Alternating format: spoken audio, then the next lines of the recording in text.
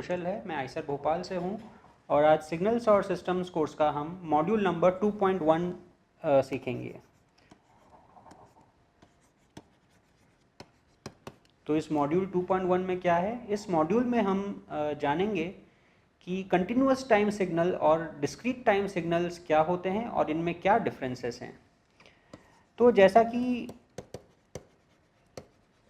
आप इस नाम से समझ सकते हैं, कंटिन्यूअस टाइम सिग्नल का मतलब होता है कि जो कि कंटिन्यूअस टाइम में डिफाइंड होता है, यानी कि जो सिग्नल किसी भी टाइम के लिए डिफाइंड होता है, वो जो टाइम इंस्टेंट होता है वो कोई भी रियल नंबर हो सकता है। जिसकी जगह पे जो डिस्क्रीट टाइम सिग्नल होता है,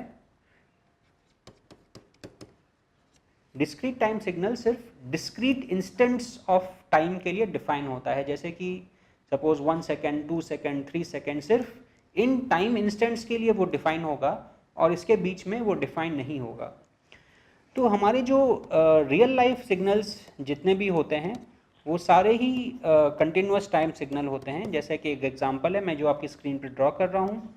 सपोज हम एक x ऑफ t एक सिग्नल लें जो कि कंटिन्यूअस टाइम सिग्नल है, जो कि आर्बिट्ररीली चेंज हो रहा है कंटिन्यूअस टाइम के साथ में। और उसी की जगह पे अगर हमें एक डिस्क्रीट टाइम सिग्नल ड्रॉ करना हो, सपोज जिसे हम y ऑफ n अगर हम उसको हम अगर डिनोट करते हैं, तो जो y ऑफ n जो सिग्नल है वो डिस्क्रीट टाइम्स के लिए डिफाइन है। सपोज हम 0 से हम शुरू कर रहे हैं, फिर 1, फिर 2, फिर 3 एंड सो ऑन।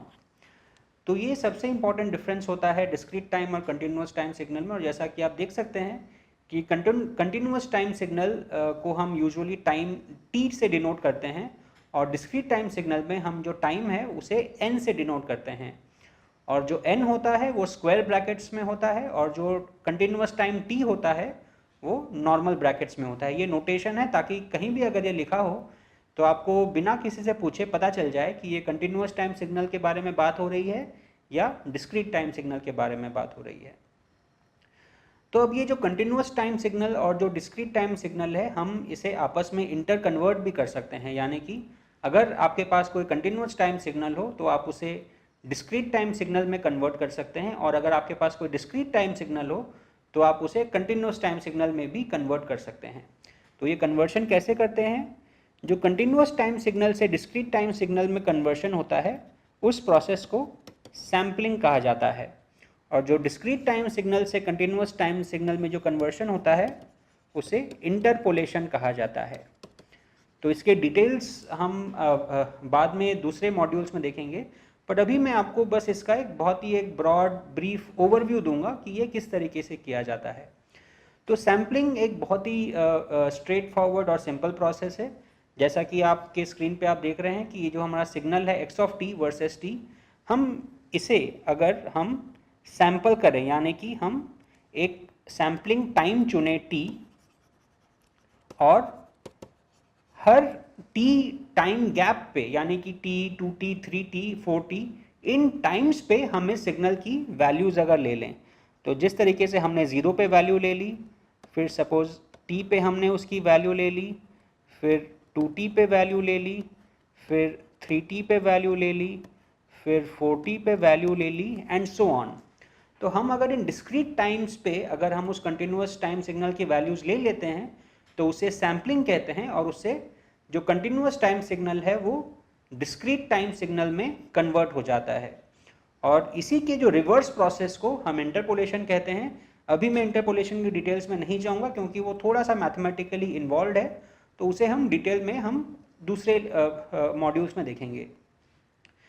तो अब आप ये पूछेंगे कि हमने इस कंटिन्यूअस टाइम सिग्नल को डिस्क्रीट टाइम सिग्नल में कन्वर्ट किया तो क्या हमारा कोई इन्फॉर्मेशन लॉस हो गया, यानी कि जो कंटिन्यूअस टाइम सिग्नल में जितनी जानकारी मौजूद थी क्या वो सारी की सारी जानकारी डिस्क्रीट टाइम सिग्नल में मौजूद है? तो ये डिपेंड करता है कि आपका जो सैम्पलिंग पीरियड है, जो टी है, जो सैम्पलिंग पीरियड कह लीजिए, सैम्पलिंग टाइम कह लीजिए, ये सैम्पलिंग पीरियड एडिक्वेट है कि नहीं है। यानी कि अगर हमारा कंटिन्यूअस टाइम सिग्नल टाइम के साथ बहुत रैपिडली अगर वेरी कर रहा है, बहुत जल्दी जल्दी अगर वेरी कर रहा है, तो आपका जो सैम्पलिंग पीरियड है उसे उतना छोटा होना पड़ेगा, या फिर जो सैम्पलिंग फ्रीक्वेंसी है जिसे हम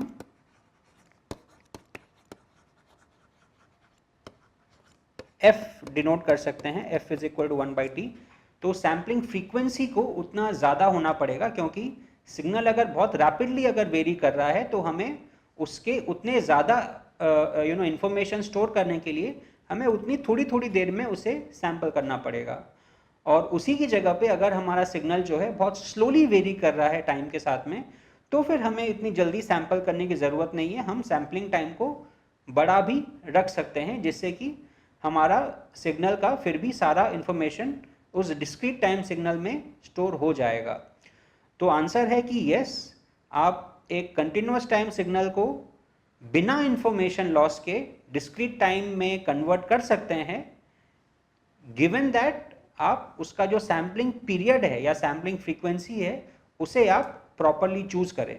तो एक थ्योरम भी है मैथमेटिक्स में जिसे नाइक्विस्ट सैम्पलिंग थ्योरम कहा जाता है, जिसके बारे में हम और डिटेल्स में हम पढ़ेंगे बाद में, जो ये बताता है कि आपके पास अगर कोई कंटिन्यूस टाइम सिग्नल है तो आप उसे किस सैम्पलिंग फ्रीक्वेंसी या किस सैम्पलिंग पीरियड से आप सैंपल करें ताकि आपका बिल्कुल भी इंफॉर्मेशन लॉस ना हो।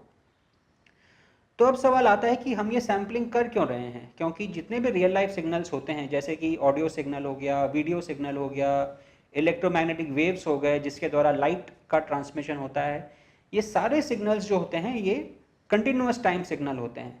अब ये बात और है कि फिजिक्स में अभी भी डिबेट चल रहा है कि फंडामेंटल लेवल पे जो स्पेस टाइम है वो डिस्क्रिटाइज्ड है या नहीं, बट एटलीस्ट अभी के लिए एज ऑफ नाउ जो हमारी जो रियल वर्ल्ड की जो अंडरस्टैंडिंग है वो ये है कि स्पेस और टाइम जो है ये कंटिन्यूस होता है, कि ये हर रियल नंबर पे डिफाइंड होता है। तो अब ये सवाल आता है कि हम कंटिन्यूस टाइम से डिस्क्रीट टाइम में कन्वर्ट कर क्यों रहे हैं। तो इसके 2 या 3 सबसे इंपॉर्टेंट रीज़न है। तो हम कन्वर्ट करते क्यों हैं, कन्वर्शन ऑफ और सैम्पलिंग ऑफ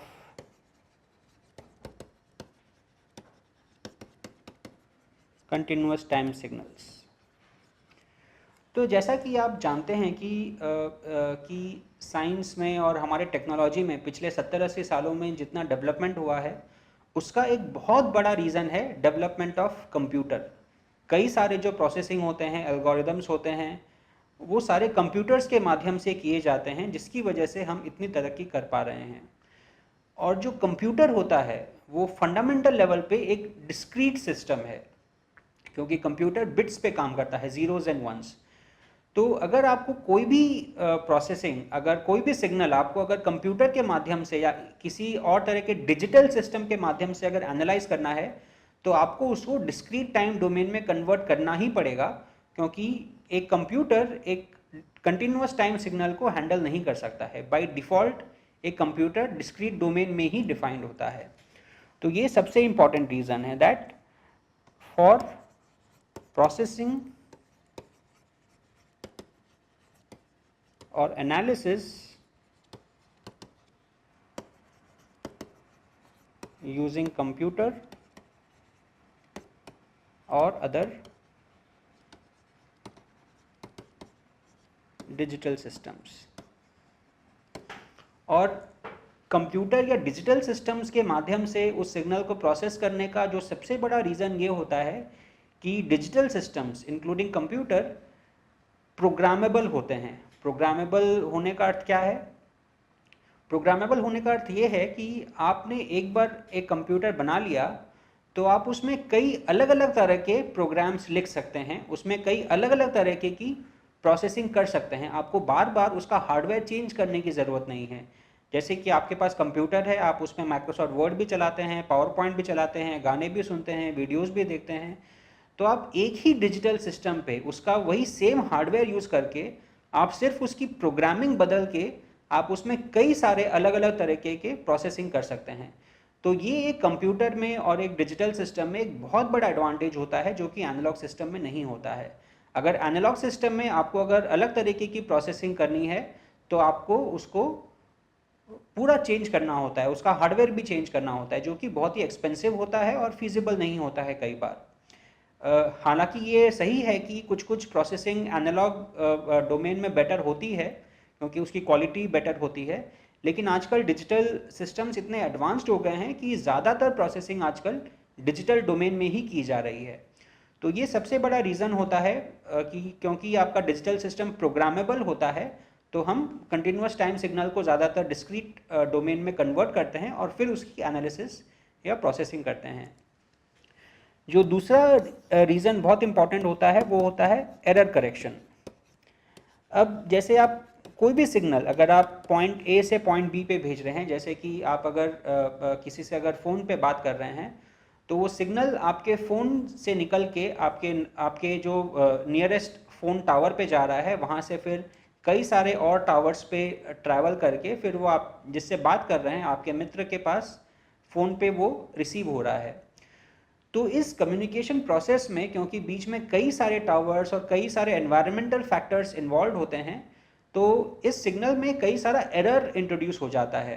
आप जो एक्चुअली में बोल रहे हैं और आपके मित्र के पास जो पहुंच रहा है वो एग्जैक्ट सेम नहीं होता है। तो इसीलिए इन एरर्स को हटाने की बहुत ज़रूरत होती है ताकि आपका मित्र वो सुन पाए जो कि एग्जैक्टली आप कहना चाहते हैं। और ये जो एरर करेक्शन होता है ये डिस्क्रीट डोमेन में कई ज़्यादा आसान होता है। मैं अगेन इसके डिटेल्स में अभी नहीं जाऊंगा क्योंकि ये काफ़ी कॉम्प्लिकेटेड सब्जेक्ट है, लेकिन आपके लिए ये जानना ज़रूरी है कि डिस्क्रीट डोमेन में एरर्स को रिमूव करना बहुत आसान होता है, जिसके लिए कई सारे एरर कंट्रोल कोड्स डेवलप किए जा चुके हैं। तो ये दो सबसे इम्पॉर्टेंट रीज़न है कंटिन्यूस टाइम सिग्नल को डिस्क्रीट टाइम सिग्नल में कन्वर्ट करने का, और फाइनली उसे डिस्क्रीट टाइम से कन्वर्ट करना पड़ेगा कंटिन्यूस टाइम में भी, ताकि हम उसे ह्यूमनली कंज्यूम कर सकें। जब आपके ऑडियो से जब फ़ोन में से जब आवाज़ आपके कानों में आती है तो अगेन वो साउंड वेव्स के थ्रू आती है, जो कि अगेन कंटिन्यूस टाइम सिग्नल हैं। तो ये कंटिन्यूस टाइम सिग्नल से डिस्क्रीट टाइम सिग्नल का कन्वर्शन और डिस्क्रीट टाइम सिग्नल से back again continuous time signal में कन्वर्शन, दोनों ही बहुत ही इंपॉर्टेंट प्रोसेस हैं जिनके बारे में हम और डिटेल्स में आगे जानेंगे। तो ये मॉड्यूल 2.1 था। आगे नेक्स्ट मॉड्यूल 2.2 में हम देखेंगे कि जो सिग्नल्स होते हैं उनके कुछ कुछ प्रॉपर्टीज़ के बारे में, जैसे कि एक सिग्नल इवन हो सकता है, ऑड हो सकता है, पीरियोडिक हो सकता है। तो अगले मॉड्यूल में हम इसके बारे में जानेंगे। Thank you.